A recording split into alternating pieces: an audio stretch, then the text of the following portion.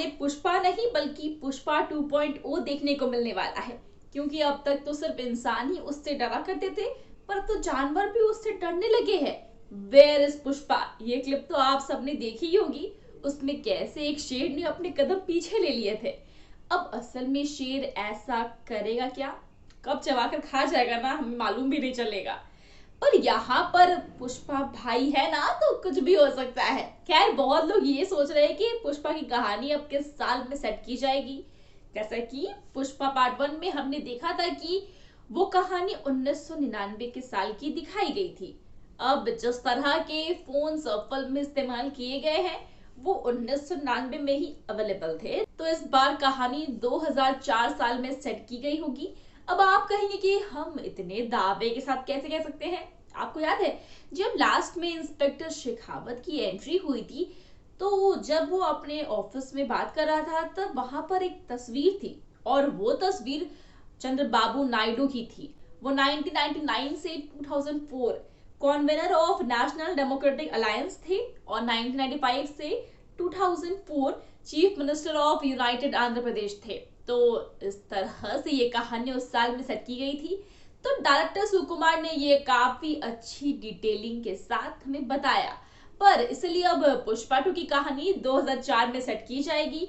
अब क्योंकि इंस्पेक्टर शेखावत जब आया था तो वहीं से कहानी को कंटिन्यू किया जाएगा। उसमें भी थोड़े बहुत इवेंट्स हो चुके हैं जहां पर पुष्पा को पकड़ा गया, फिर वो जेल से भाग गया, फिर उसे गोलियां लगी, और इस तरह के बहुत सारे इवेंट्स को दिखाया गया था। तो उसमें से थोड़ा टाइम तो जाएगा ना, पर ये कहानी 2004 में सेट करके दिखाई जाएगी, इससे ज्यादा नहीं। वैसे अल्लू अर्जुन को पुष्पा के लिए अब नेशनल अवार्ड भी मिला है, और उन पर तारीफों की तो भाई बरसात हो रही है। पर फिर भी पता नहीं कहीं से ये धुआं निकल रहा था कि अल्लू अर्जुन को पुष्पा के लिए अवार्ड मिलता ही नहीं, क्योंकि ये फिल्म उन्हें बाद में ऑफर की गई थी। जी हाँ, पहले तो महेश बाबू को ऑफर की गई थी ये फिल्म, जो कि सच भी है। पर बीच में कुछ लोग ऐसा भी कहने लगे कि महेश बाबू और डायरेक्टर सुकुमार की चर्चा चल रही थी, जिसके बीच अल्लू अर्जुन ने इंटरफेयर किया और उन्होंने ये स्क्रिप्ट अपने नाम कर ली, जिसकी वजह से अब महेश बाबू और अल्लू अर्जुन के बीच खटास भी है। और किसी फंक्शन में भी दोनों सिर्फ एक स्माइल पास करके एक दूसरे को इग्नोर कर देते हैं, तो ये सरासर गलत है।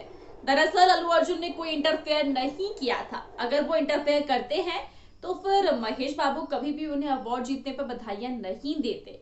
तो फिर इस तरह से इंटरफेयर करके फिल्म पाने वालों में से ये बिल्कुल भी नहीं है। उन्हें जरूरत ही नहीं है किसी के बीच में इंटरफेयर करने की। तो ये बीच में जो धुआं निकल कर आया ना, उसका कोई मतलब नहीं है, बस ये फालतू अफवाह है। बल्कि ये सब छोड़कर अब तो पुष्पा 2 का इंतजार करना चाहिए, जो कि इससे भी बढ़िया होने वाली है। तो फिलहाल आप पुष्पा 2 के लिए कितनी एक्साइटेड है हमें ये बताइए। साथ ही वीडियो अच्छी लगी हो तो वीडियो को लाइक और शेयर करना मत भूलिएगा। आज के लिए बस इतना ही। मैं प्रगति मिलूंगी आपसे नेक्स्ट वीडियो में। सेफ रहिए, मुस्कुराते रहिए, बाय बाय।